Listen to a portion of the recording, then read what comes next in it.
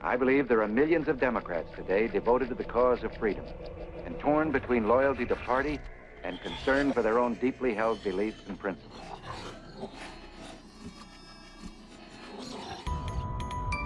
But Winston Churchill, who made a change in his own political party, said, "Some men change principle for party, and some men change party for principle."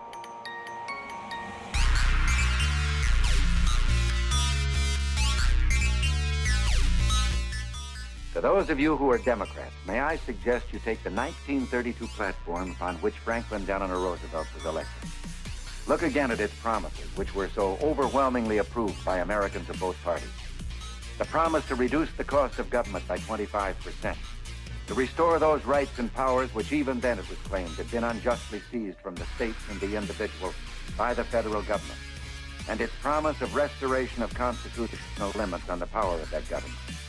Ask yourselves, which party would be most at home with those promises today?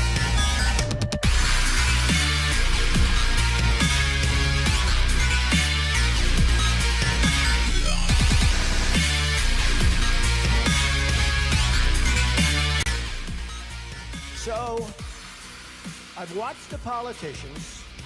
I've dealt with them all my life. If you can't make a good deal with a politician, then there's something wrong with you. You're certainly not very good.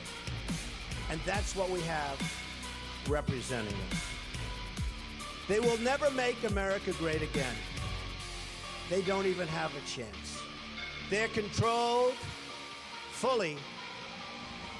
They're controlled fully by the lobbyists, by the donors, and by the special interests, fully.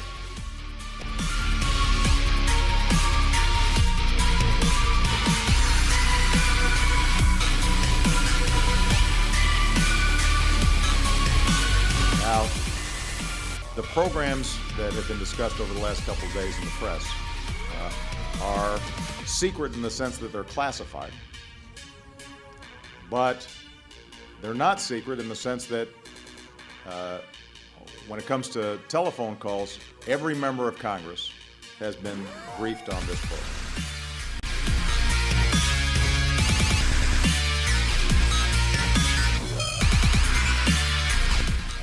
With respect to all these programs, the relevant intelligence committees are fully briefed on these programs. These are programs that have been authorized by broad bipartisan majorities repeatedly since 2006.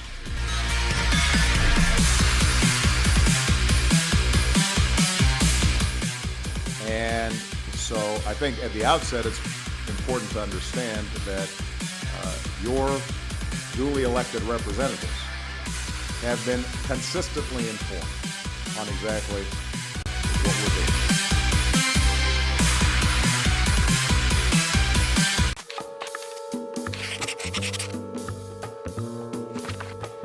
Now that nearly all of us are online, connected, or digital in some way, spies are no longer watching just one or two bad guys. Instead, the UK and US governments are both collecting massive amounts of information from the things we do on our phones and over the internet.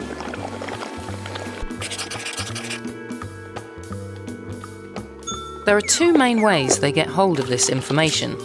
One way is working with the companies that run these systems and tap the cables that are vital for moving all this information around. They can then sift through the huge amount of data they gather and all the messages that are there and store them in massive computer databases. Their other technique involves using their relationships with technology companies to get hold of things like emails, messages, or other information straight from their US servers.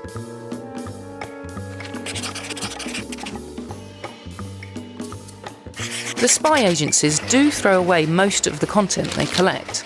They keep that on their systems for about 3 days, then discard everything that's not from one of their targets. Metadata, though, who sent a message, who it was to, when it was sent, and more, is a different matter. The agencies keep almost all the metadata they see for around a month in the UK and up to a year in the US. That lets them build up profiles of millions of people, who talks to who knows who, and where people are, if need be. These revelations pose many questions. What is the balance between our right to privacy and the authorities' duty to protect us? Governments in America and the UK argue that these surveillance programs help keep us safe from terrorism. But what happens if you're wrongly accused? And should we just accept that the internet is now a different place, run by businesses and governments who can monitor it how they like? Now that you know you're being watched, how does that change your behaviour, how you talk to your friends, and how much you trust the world around you? These revelations have changed the internet for us forever. Does privacy have a future online at all?